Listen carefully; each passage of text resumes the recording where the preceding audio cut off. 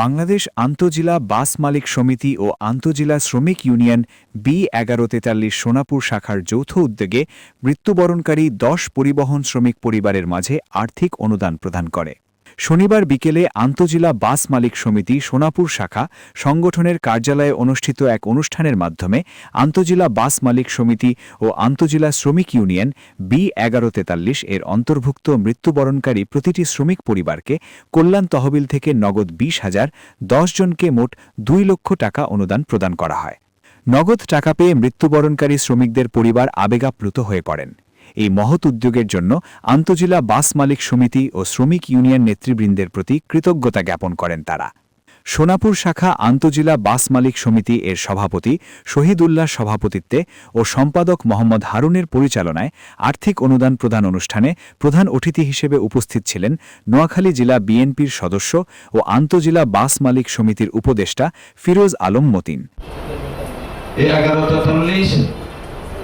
এবং আরেকটা সংগঠন ঢাকা ফেনী লক্ষ্মীপুর নোয়াখালী, আমি তো ওখানে মালিক সমিতির সভাপতি ছিলাম, ওদের সমন্বয় করে একটা সুন্দর একটা তহবিল করেছিলাম, যেটা যদি এখন পর্যন্ত চলমান থাকতো আমার মনে হয় ২০টা গাড়ি থাকতো। প্রধান বক্তা হিসেবে বক্তব্য রাখেন শ্রমিক ইউনিয়ন কেন্দ্রীয় কমিটির সাধারণ সম্পাদক ইমাম শরীফ মাইজ ভান্ডারী।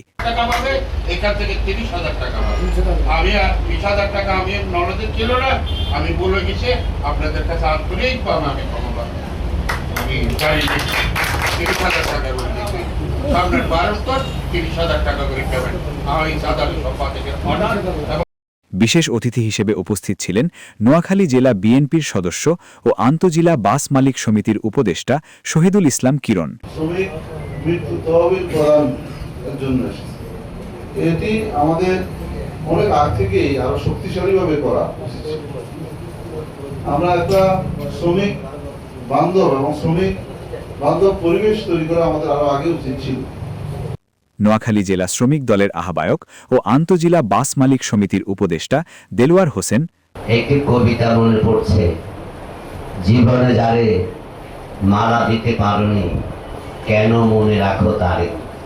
আসলে এটার ব্যতিক্রম ঘটিয়েছে এই চট্টগ্রাম 1143-এ এই শ্রমিক সংগঠন। এর জন্য আমি আমার অন্তরের অন্তঃস্থল থেকে তাদেরকে ধন্যবাদ জানাই।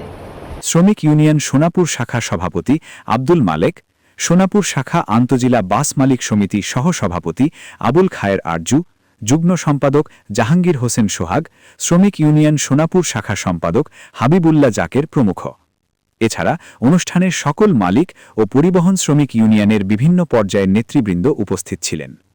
বক্তারা বলেন, পরিবহন শ্রমিকরা হচ্ছে সমাজের সবচেয়ে বেশি অবহেলিত জনগোষ্ঠী। একজন পরিবহন শ্রমিকের মৃত্যুর সাথে একটি পরিবারের স্বপ্নের মৃত্যু ঘটে। তাই মৃত্যুবরণকারী পরিবহন শ্রমিকদের পরিবারের জন্য সরকারি বেসরকারি সহযোগিতা প্রয়োজন, কিন্তু তাদের পরিবার এই সহযোগিতা থেকে বঞ্চিত। মরহুম ১০ পরিবহন শ্রমিক পরিবারের জন্য আন্তঃজেলা বাস মালিক সমিতি ও আন্তঃজেলা শ্রমিক ইউনিয়ন B1143 সোনাপুর শাখার যৌথ উদ্যোগে এই আর্থিক অনুদান একটি মাইল ফলক হয়ে থাকবে। প্রতিটি পরিবারকে নগদ ২০,০০০ টাকা করে ২ লক্ষ টাকার এই অনুদান মৃত্যুবরণকারী পরিবহন শ্রমিকদের পরিবারের জন্য একটি বড় সহযোগিতা। সরকার সহ সমাজের বিত্তবানদের অসহায় শ্রমিকদের কল্যাণে এগিয়ে আসা উচিত। Salahuddin Suman, NK television.